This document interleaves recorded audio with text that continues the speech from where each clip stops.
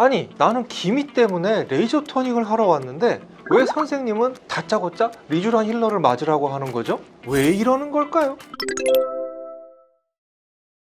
안녕하세요, 뷰티 초이스 닥터 원진초이입니다. 얼마 전에 친구분인 40대 후반의 두 여성분들께서 상담을 오셨는데요, 두 분 다 양볼에 기미가 고민이었던 분들이셨습니다. 레이저 치료를 해보신 적은 없었지만 한 분은 평소에 자외선 차단제를 꾸준히 발라주시고 집에서 보습제도 충분히 잘 써주시는, 평소에 피부 관리를 좀 하셨던 분이셨고요, 다른 한 분은 반대로 거의 관리를 하지 않고 지내셨던 분입니다. 당연히 관리를 잘 안 하신 분은 피부 상태가 좀 더 노화된 진피층의 상태가 좋지 않은 상태였습니다. 요즘에는 이것을 피부 장벽이 손상되었다 라고도 많이 표현을 하죠. 그래서 꾸준히 관리를 해오셨던 분께서는 일반적인 레이저 토닝으로 우선 시작을 해보자 라고 말씀을 드렸고요, 진피 상태가 좋지 않은 분께는 이 상태로는 레이저 치료가 어렵기 때문에 우선 리쥬란 힐러와 LDM 관리 등을 통해서 피부 장벽을 개선시킨 뒤 레이저 치료를 해보자 라고 말씀을 드렸습니다. 아니, 나는 기미 때문에 레이저 토닝을 하러 왔는데 왜 선생님은 다짜고짜 리쥬란 힐러를 맞으라고 하는 거죠? 왜 이러는 걸까요? 이유를 설명드리겠습니다.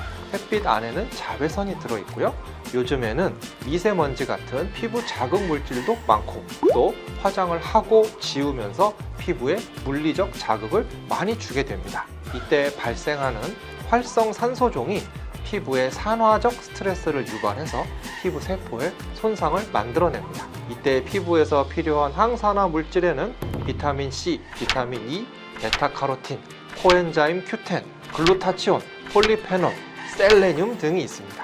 평소에 관리가 잘 된 피부에는 이런 항산화 물질이 충분히 있어서 외부 자극으로부터 피부를 충분히 보호해 줄 수 있습니다. 하지만 관리가 되지 않은 손상된 피부에는 이런 물질들이 거의 남아있지 않습니다. 그럼 우리 피부는 앉아서 자외선에 당하고만 있을 수는 없기 때문에 멜라닌을 합성하여 자연적인 방어 기제, 즉 항산화제로 활용하는 것입니다. 멜라닌도 아주 훌륭한 항산화제거든요. 멜라닌은 활성산소종을 흡수 및 중화시켜서 세포가 손상되지 않도록 보호해 주는 것입니다. 또한 멜라닌은 금속 이온이 촉매로 작용하여 발생하는 산화도 예방할 수 있습니다.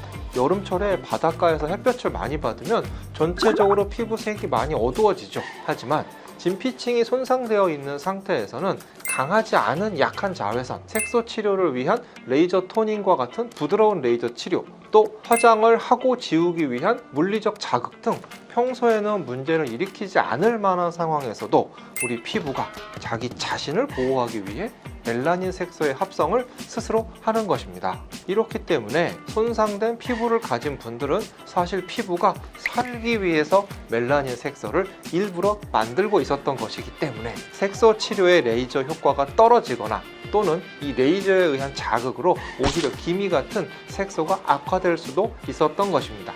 제가 보통 상담을 할 때 레이저 토닝은 밭에 농사를 짓기 위해 씨를 뿌리는 것입니다 라고 말씀을 드립니다. 여기서 농사가 잘 되려면 밭이 비옥해야 하겠죠? 그런데 손상된 피부는 황무지와도 같아서 비료도 주고 흙을 뒤집어 주어서 산소도 넣어주고 돌도 골라내어야 농사가 잘 되는 것과 같은 원리입니다. 이러한 방법에는 리쥬란 힐러, 올리지오나 볼륨어와 같은 고주파 시술, 인트라셀 같은 바늘 고주파, LDM 관리, 또 울세라와 같은 초음파 시술 등 굉장히 다양한 시술들이 있습니다. 이러한 시술들을 피부 상태에 따라 적절히 조합해서 피부 컨디션을 끌어올려야 농사, 즉 레이저 토닝의 효과도 좋아질 수가 있는 것입니다.